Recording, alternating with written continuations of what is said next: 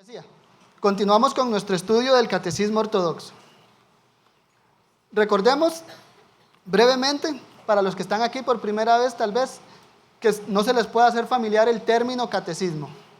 Recordemos que el mismo es enseñanzas sobre religión. En nuestro caso, son una estructura, ya sea en forma de párrafos o preguntas y respuestas que nos instruyen sobre la verdadera religión, sobre la cristiana. Nosotros estamos estudiando lo que es la oración. Hicimos ya varias clases introductorias donde creo que lo que debemos tener presente en cuanto a la oración es, primeramente, no olvidar que la oración es algo que sale del corazón, o como lo vimos en la primera clase, es ofrecer nuestro corazón delante del Señor.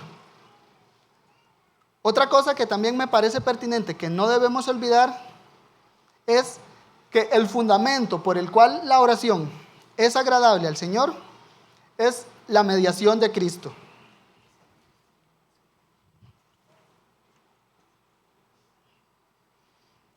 Y otro que me parece muy importante también en esta temática, que no lo hemos visto, pero creo que debemos tenerlo también como un contexto general sobre la oración, es que la oración, en cuanto a, veámoslo así, las peticiones, es uno de los medios que Dios ha designado por los cuales Él ejecuta su voluntad.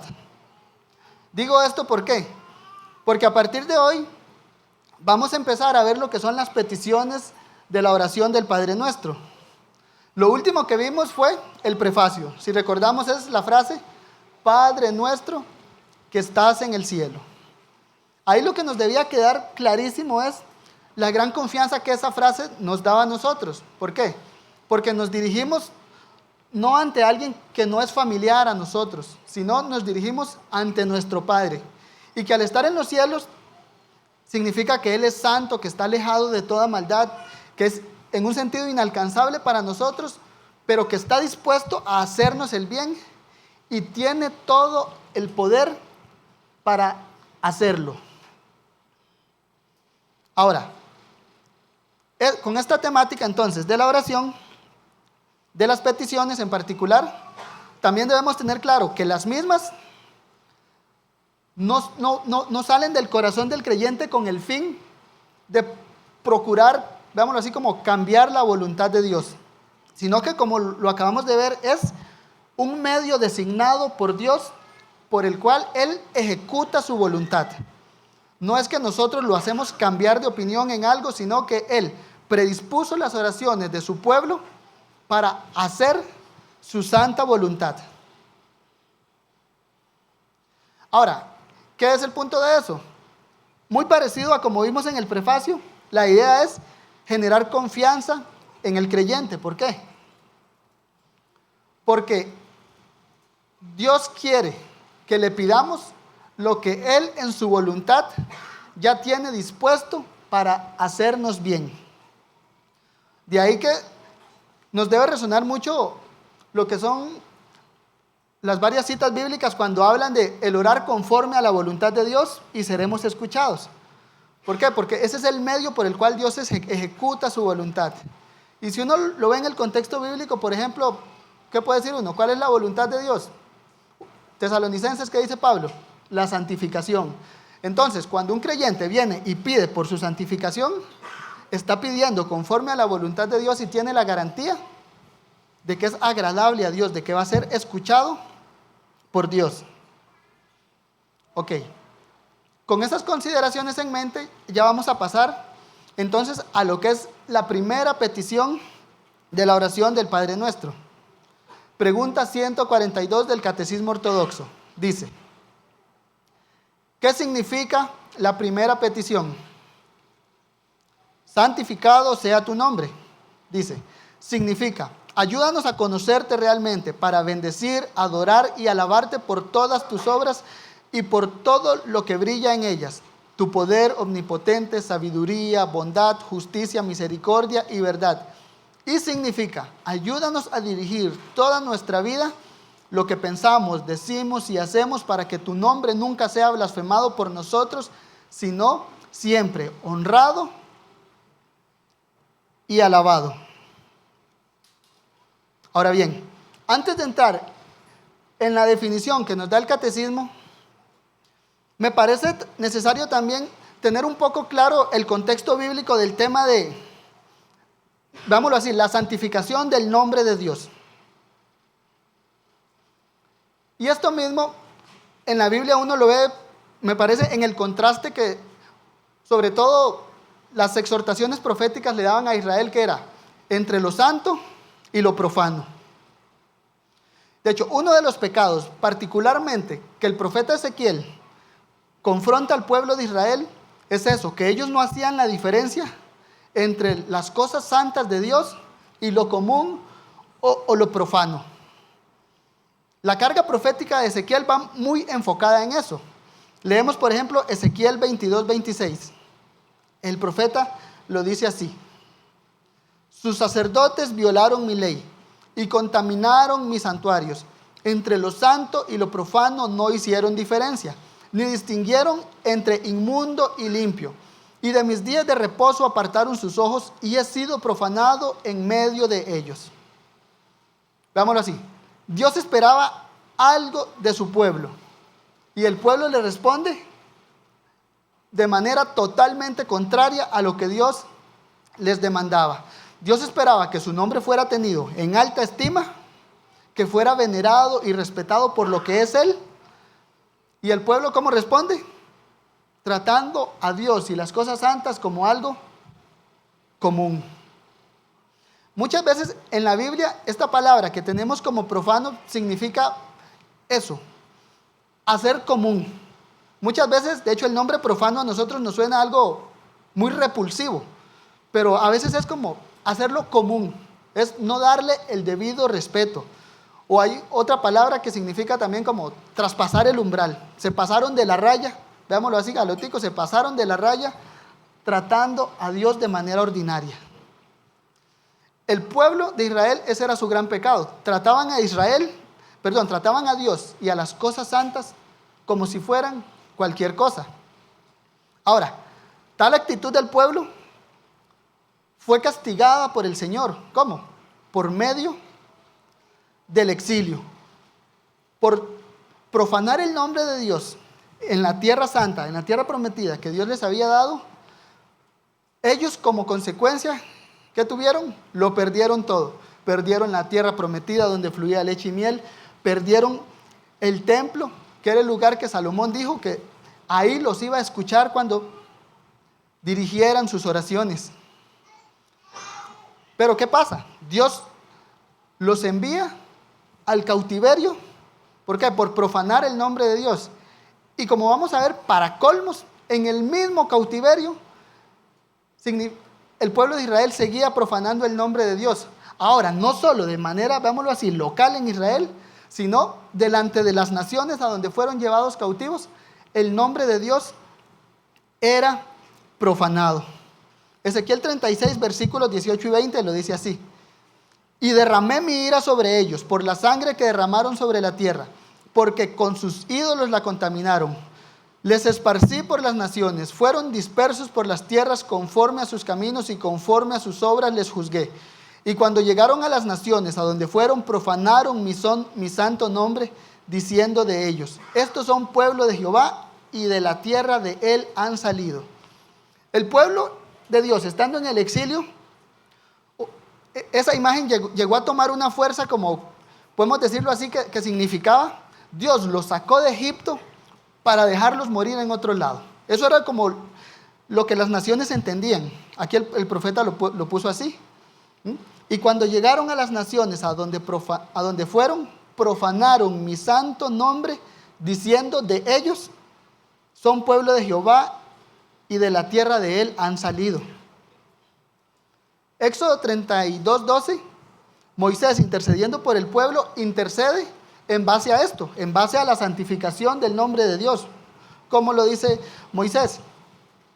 ¿Por qué han de hablar los egipcios diciendo: para mal los sacó, para matarlos en los montes y para raerlos sobre la faz de la tierra? Moisés intercede. ¿Por qué? Porque Dios le dice, voy a borrarlos a todos. Y Moisés usa eso de la santificación o la profanación del nombre de Dios como base para orar. ¿Por qué han de hablar los egipcios? Ahora, a esta gran problemática, Dios responde con gracia.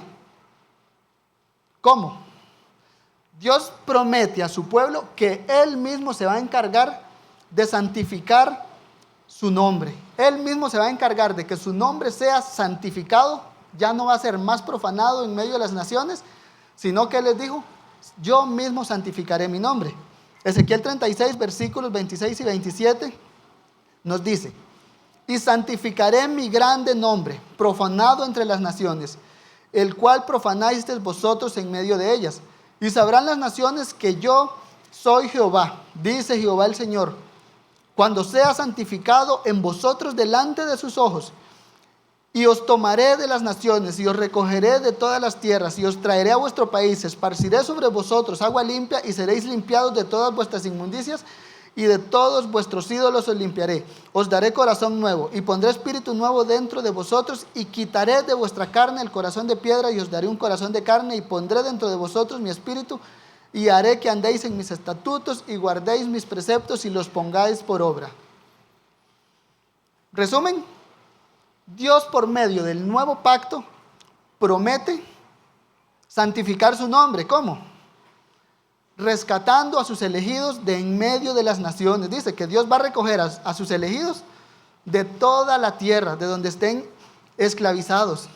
La restauración del exilio, el pueblo del exilio volviendo a la tierra de Dios, es la imagen de Dios santificando su nombre en medio de las naciones. Ya, al pueblo se le promete que ya no van a profanar el nombre de Dios, sino que Dios mismo se encargará de santificar su nombre. Ahora, traigámoslo a nosotros. Lo que quiero que nos quede claro es que nosotros, como pueblo del nuevo pacto, entonces, somos testigos y receptores de cómo Dios está llevando a cabo eso, de cómo Dios se está santificando hoy en día en medio de las naciones, y cómo Dios nos hace partícipes de eso, no solo rescatándonos, sino que Jesús nos enseña que el Padre quiere que esa sea nuestra oración, que pidamos porque el nombre de Dios sea santificado. Ahora, no olvidemos lo que dijimos al principio, que cuando pedimos algo a Dios es porque es el medio que Dios ha designado para ejecutar su voluntad. Entonces, Dios prometió santificar su nombre y ha decretado que por medio de las oraciones de su pueblo, por medio de la petición, santificado sea tu nombre, Él va a llevar a cabo eso. ¿Cómo? Llamando incrédulos de entre las naciones. Dios mismo se encarga de poner este deseo en nuestros corazones y además que lo sella con la promesa de Ezequiel que dice, santificaré mi nombre en medio de vosotros, en medio de las naciones. Y eso no debemos perderlo de vista. Debe ser una motivación para orar en ese sentido. ¿Por qué? Dios promete santificar su nombre. Nos pide santificar su nombre. Nos da su Espíritu Santo, como lo vimos, que intercede por nosotros con gemidos indecibles. ¿Para qué? Para que expresemos verdades bíblicas. Pone en nuestro corazón el deseo de que los creyentes quieren que el nombre de Dios sea santificado, que sea tenido en alto. Ahora bien, con eso de fondo, creo que ya podemos pasar a estudiar la respuesta del catecismo. Y básicamente vamos a dividir esa respuesta, que era bastante larguita, vamos a verla en dos secciones. La primera, el nombre de Dios como tal. La respuesta empieza así, de hecho, ayúdanos a conocerte. ¿Por qué? Porque el nombre en la Biblia siempre representa lo que la persona es. En el caso de Dios, su nombre podemos verlo como sinónimo de la revelación que Dios ha hecho de sí mismo. Usando parte de esta respuesta, ¿qué decía? Por ejemplo, decía, ayúdanos a conocerte para poderte glorificar. ¿Cómo? Por todas tus obras, por todo lo que brilla en ellas, por tu poder omnipotente, sabiduría, bondad, justicia, misericordia y verdad. Ahora, pongamos atención a la respuesta. ¿Por qué? Lo que cita son los que conocemos como atributos o perfecciones de Dios. Poder omnipotente, sabiduría, bondad, justicia, misericordia y verdad. A nosotros tal vez nos puede resultar algo difícil esta temática del nombre, o tal vez no difícil, sino no familiar, porque para nosotros un nombre es un identificativo muchas veces por el cual nos llaman y hasta después es que nos conocen tal como somos. Pero en la Biblia nos presenta el nombre de Dios para que sepamos cómo es Él al ver su o sus nombres, como lo vamos a ver en la Biblia. ¿Por qué? Porque la Biblia usa esto que vemos, el nombre o los nombres de Dios, para hablarnos de sus atributos. Por ejemplo, Jeremías 32, versículos 17 y 18. Dice así: Oh Señor Jehová, he aquí que tú hiciste el cielo y la tierra con tu gran poder, y con tu brazo extendido, ni hay nada que sea difícil para ti, que haces misericordia a millares y castigas la maldad de los padres en sus hijos después de ellos. Dios grande, poderoso, Jehová de los ejércitos es su nombre. Veamos aquí, ¿cuál es el nombre que nos dice Jeremías? Jehová de los ejércitos. ¿Qué significa? No hay nada que sea difícil para ti. Dios grande y poderoso. Por medio de ese nombre, Jehová de los ejércitos, el profeta entonces, ¿qué hace? Hace eco de que Dios es todopoderoso. Hace eco de la omnipotencia de Dios. Y si recordamos eso, ¿qué nos comunica ese nombre? Que Dios tiene el poder para hacer lo que Él quiere. Dios tiene el poder para hacer su voluntad. Veamos otro ejemplo. Éxodo 34, versículos 5 y 6. Esto se da después de que el pueblo peca haciéndose un becerro de oro. Moisés intercede por ellos. Y ya Dios restaura su relación pactual, les da de nuevo la ley. Y les dice, vayan de nuevo a la tierra prometida. Moisés, temiendo de la dureza del pueblo, yo no voy si no vas conmigo. Permíteme ver tu gloria. El Señor le dice, pasaré delante de ti y no verás mi cara. Pero ¿qué nos dice el texto? Que Moisés ve las espaldas del Señor. Ahora leamos los versículos 5 y 6. Dice: y Jehová descendió en la nube y estuvo allí proclamando el nombre de Jehová. Y pasando Jehová por delante de él, proclamó: Jehová, Jehová, fuerte, misericordioso y piadoso, tardo para la ira y grande en misericordia y verdad. ¿Qué fue lo que hizo Dios ahí? Proclamó el nombre de Jehová. ¿Y qué fue lo que hizo? Le manifestó sus atributos a Moisés. ¿Cuáles? Fuerte, misericordioso, piadoso, tardo para la ira, grande en misericordia.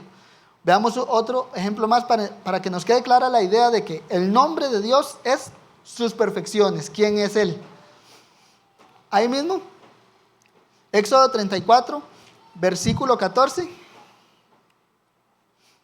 El Señor les dice así: no te has de inclinar a ningún otro Dios, pues Jehová, cuyo nombre es celoso, Dios celoso es. Veámoslo así, cuyo nombre es celoso. Ya ahí nos contrasta un poco con la idea más familiar nuestra, porque ninguno de nosotros le pondría celoso de nombre a algún hijo o a algún familiar. Pero entendemos la idea de que nos dice el texto, para mostrar ese atributo de que Dios mismo vela por su gloria. Dios celoso. Dios ama a su iglesia, veámoslo así, y en eso se manifiesta que su nombre es celoso, que Él vela porque su nombre sea tenido en alto. Entonces, el nombre de Dios, veámoslo así, es como Él se ha dado a conocer en su palabra, en su creación. Su nombre es creador, ayudador, santo, santo, santo, si recordamos. Todos los atributos que vemos en la Biblia, podemos decirlo así, son su nombre, son como Dios es. Ahora, con eso ya podemos pasar a lo siguiente, que es, entonces, ya tenemos clara la idea del nombre de Dios, lo que es. Ahora, la petición es: santificado sea tu nombre. Del corazón del creyente debe salir esa expresión hacia Dios, que es: santificado sea tu nombre. Entonces, ¿cómo es eso de santificado sea tu nombre? ¿O cómo es eso de santificar el nombre de Dios? Ya lo vimos brevemente, pero vamos a detallar dos cosas más. Uno, el término santo. Ya que es de ahí de donde viene la palabra santificado. Santo significa apartado o separado. Veámoslo así, Dios no tiene comparación. Ya, es otro de sus atributos, veámoslo así. Él es santo, su nombre es santo.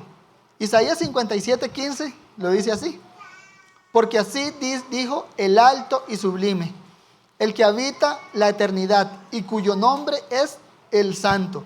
Yo habito en la altura y la santidad, con el quebrantado y humilde de espíritu, para hacer vivir el espíritu de los humildes y para vivificar el corazón de los quebrantados. Veámoslo aquí como el profeta usa eso, el término de santidad o cuyo nombre es santo, para evocar que Dios está apartado, que es inigualable. ¿Por qué? ¿Cómo lo dice? El alto y sublime, el que habita en la eternidad. Habito en la altura y en la santidad. O como lo dice incluso Pablo en el Nuevo Testamento, el que habita en luz inaccesible. La idea de santo es eso, que está apartado, lejos de toda comparación.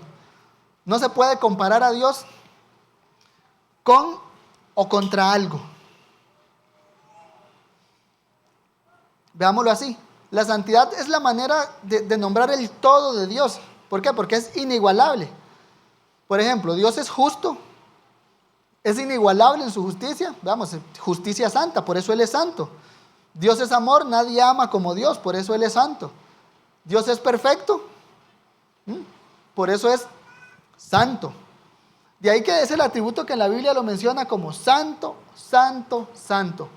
Ese es al quien nosotros nos dirigimos en oración, que es temible, pero no olvidemos que ese santo, santo, santo es nuestro Padre que nos ama. Notemos también cómo esta idea de santificado sea tu nombre va conectada con que estás en el cielo. Nos dirigimos a nuestro Padre que está en el cielo, y el deseo de nuestro corazón es que ese Padre que amamos y que nos ama, el deseo de nuestro corazón en oración es que sea santificado, que sea dada la reverencia debida a lo que Él es. Juan Calvino, expresando el corazón de esta petición, él lo dice así: el nombre del Señor es santificado, ensalzado y glorificado como conviene cuando es separado de todo. Cuando veamos esto, santificado, entonces no hay espacio en el corazón del creyente para otra cosa que no sea Dios. Dios tiene lugar de primacía en la vida del creyente. Ahora, muchas veces nosotros vemos eso débilmente en nuestras vidas, y por esa debilidad que hay en nuestro corazón es que el Señor nos enseña: oren, que santificado sea el nombre del Señor. ¿Por qué? Porque es así que nosotros vamos a estar pidiendo que nosotros con nuestras vidas honremos al Señor. Y es lo que vamos a pasar a ver entonces. ¿Cómo santificar el nombre de Dios? ¿Qué es la petición? ¿Qué es lo que particularmente estamos pidiendo en oración cuando pedimos santificado sea tu nombre? Ok, primero veamos qué cosa no es santificar el nombre de Dios. No es meramente recitar textualmente santificado sea tu nombre mientras estamos orando. Ahora, no olvidemos enseñanzas pasadas. Podemos orar recitando textos bíblicos siempre y cuando los entendamos y sea lo que haya en nuestro corazón. Debemos orar con entendimiento. Pero solamente citar, santificado sea tu nombre, todavía eso no es lo que queremos dar a entender con esta petición. Tampoco es llamar a Dios textualmente con sus nombres bíblicos. Alguien puede orar llamando a Dios, no sé, santo, misericordioso, piadoso, pero si el deseo de su corazón no es santificar el nombre de Dios, eso se va a transformar en una vana repetición. Tampoco es llamarlo así, Padre, como que sea una regla estricta de llamar a Dios Padre. O tampoco es santificar el nombre de Dios cuando en nuestras oraciones está la palabra Padre o Señor constantemente. Incluso no santificamos el nombre de Dios cuando terminamos textualmente nuestras oraciones con la frase en el nombre de Jesús. Oramos por convicción de nuestro corazón, ya de que Dios es nuestro Padre. Nuestra convicción es que Dios nos escucha en Cristo, digamos o no en el nombre de Jesús. Ahora, igual, no es algo que sea malo en sí mismo, pero solamente recitar textualmente santificado sea tu nombre, decir textualmente los nombres, terminar con Padre o Señor o en el nombre de Jesús, no son una muestra de que se está santificando el nombre del Señor, sino más bien pueden apuntar a todo lo contrario. Y Dios nos ayude, porque muchas veces cierta costumbre al orar o ciertas frases repetitivas son una muestra de que uno tiene el nombre de Dios como algo común. Ahora, ¿qué es santificar? ¿Qué se nos pide en esta oración? Veamos, tratemos de atar puntos de lo que llevamos. El nombre de Dios es todo lo que Él es. Entonces, ¿qué es eso? Que Dios es santo, que está aparte de todo, que no hay nadie como Él. Entonces, en las palabras de Juan Calvino que dijimos antes, santificar el nombre de Dios es apartarlo de todo lo demás en nuestras vidas. No apartarlo de que se quede allá lejos, no, sino darle la primacía en nuestras vidas. ¿Cómo así? El deseo del corazón del creyente está expuesto en esta respuesta en: ayúdanos a conocerte realmente para bendecir, adorar y alabarte. Veámoslo así. Lo que sale del corazón del creyente cuando ora es una súplica.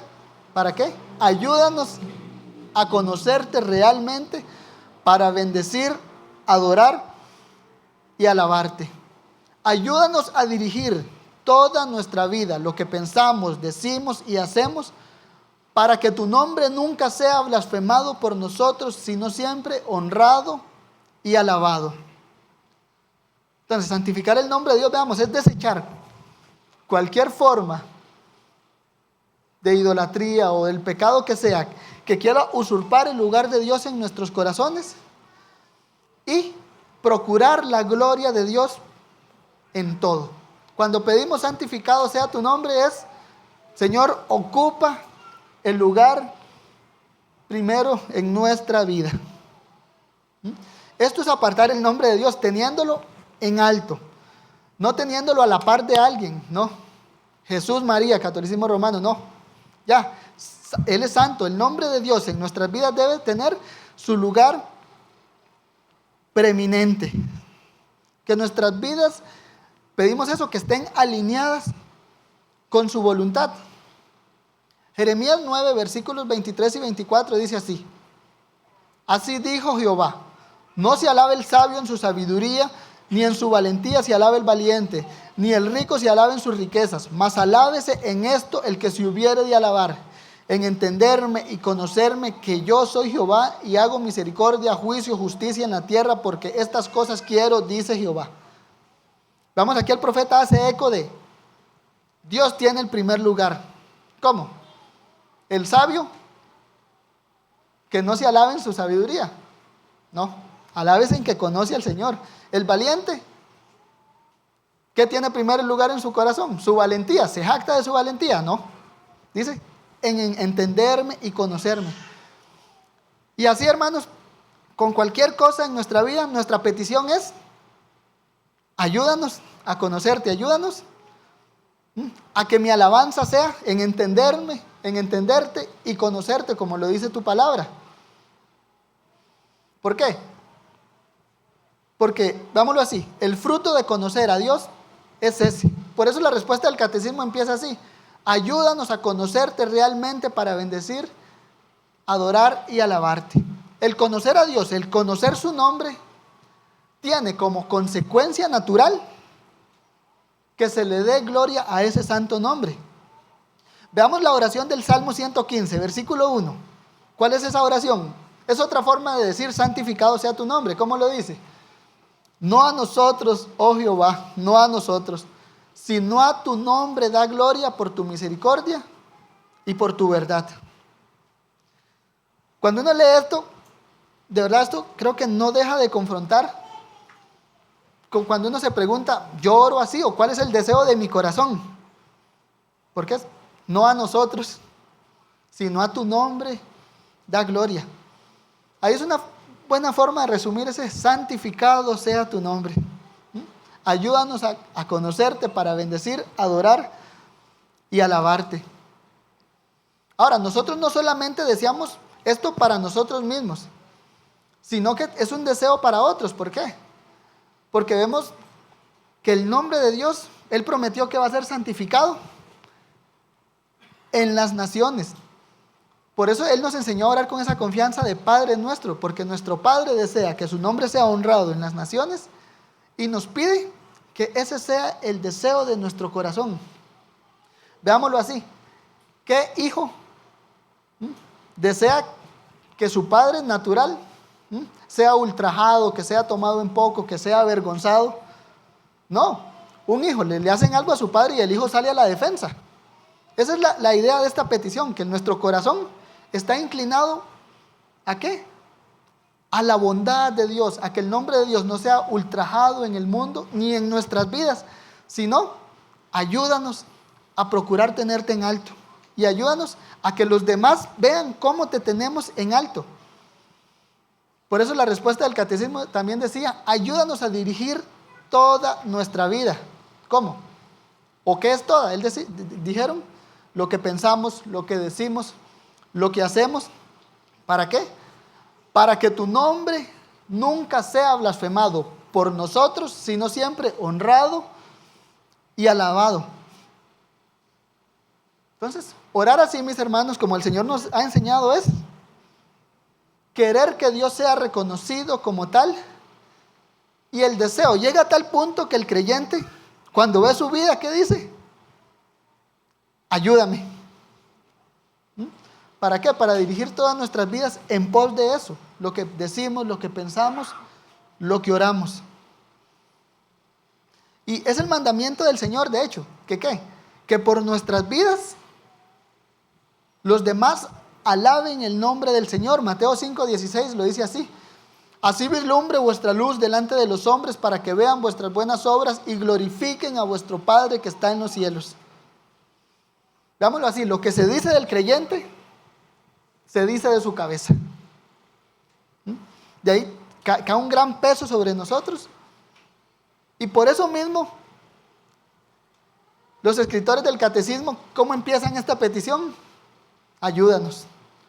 ¿Por qué? Porque conociendo nuestra miseria, como lo vimos hace 2 clases, nos dirigimos a Dios no como demandando algo, no como que esté obligado a concedernos, sino nos dirigimos a Dios humillados, suplicando su ayuda, porque sabemos que no podemos. Y gracias a Dios es nuestro Padre que nos escucha. Ahora, en esto notemos también, hermanos, como otra sección de la respuesta del catecismo lo dice así.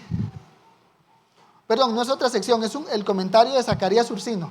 Lo dice así.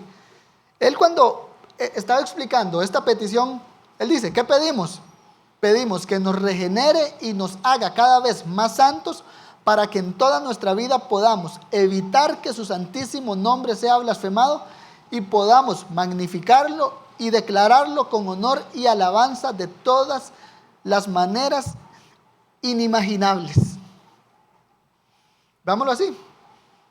Ya pedimos que Dios nos regenere, que continuamente trabaje en nuestros corazones, que nos haga cada vez más santos, para que en toda nuestra vida podamos evitar que su santísimo nombre sea blasfemado.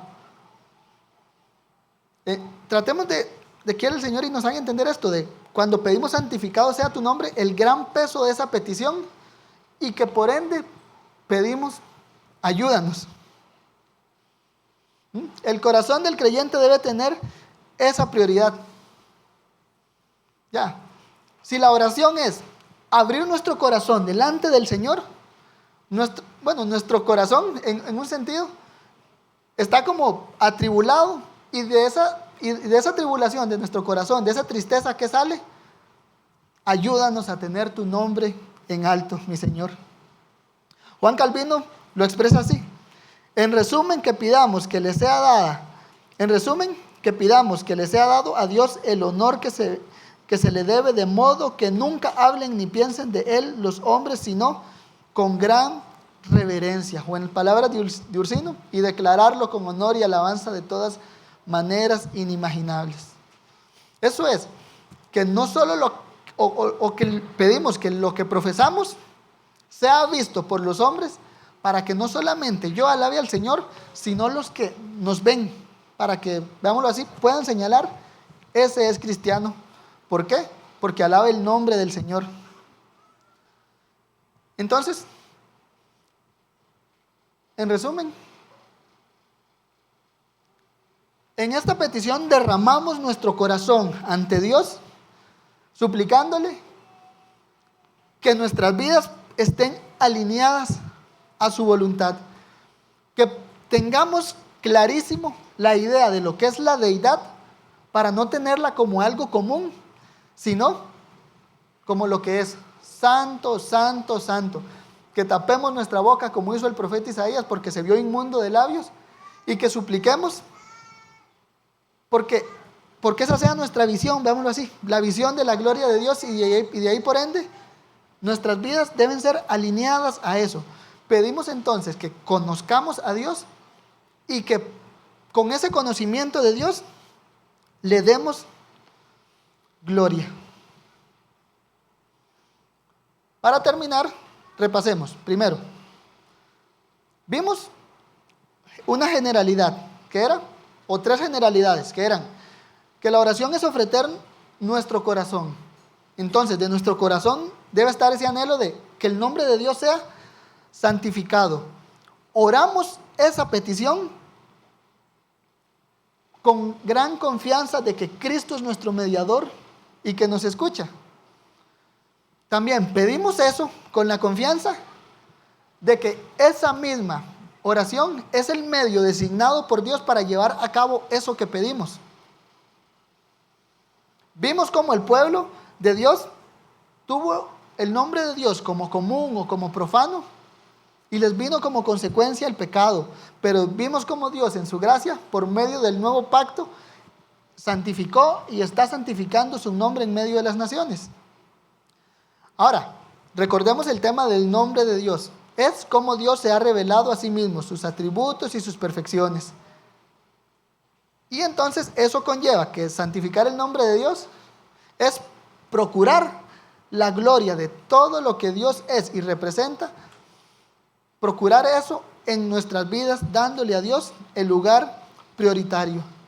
Y de ahí no olvidar que entonces que el deseo del corazón del creyente es que Dios sea glorificado en nuestras vidas, con nuestras vidas, por nuestras vidas. De ahí que me parece pertinente tratar de aplicarlo y preguntarnos cómo es la petición de nuestro corazón delante del Señor. Si hay ese anhelo de santificado sea tu nombre. Y de ahí prestemos atención a cómo estaba estructurada la respuesta del catecismo. ¿Por qué?